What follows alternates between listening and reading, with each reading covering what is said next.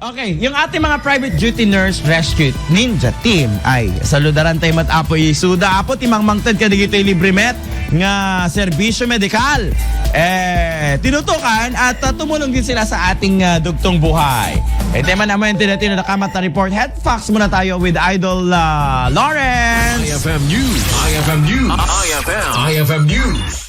Impanakel ni Nurse Mary Ann Mamaklay ti Private Duty Nurse Rescue Ninja Team Ilocos ti grupo da nurses, caregivers ken doctors dito Ilocos Norte. Kunana, ada ito a grupo da ti kaunaan amang mangted serbisyo kadagiti agkasapulan ti full medical service iti probinsya.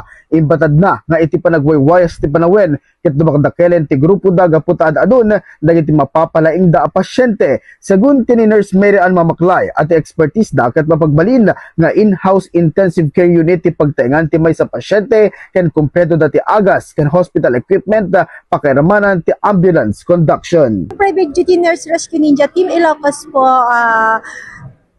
ito po yung grupo. Pupunta po kami sa bahay-bahay, nagbibigay po kami ng service, home healthcare services na yung ayaw pong pumunta sa hospital, pinapackage po namin. Meron din po kaming mga iba't ibang doktor kung ano po yung need po yung pasyente. So, ibig sabihin ma'am, kompleto po yung inyong mga equipment and of course, sabi niyo po kanina na may doktor kayo. Of course, kompletong-kompleto po. May mga DEFib po kami, may mga ECG machine, mga suction, mga oxygen, at nagpaparent din po kami lahat-lahat po ng mga equipments. Kung ano po yung need yung patient, mga surgical, kung kailangan po sa bahay na lang, ginagawa po namin, mga minors po. Pero pag kailangan din pong itakbo sa hospital, yun po. Ito po yung sa Private Duty Nurse Rescue Ninja, meron din pong ambulance conduction din po kami.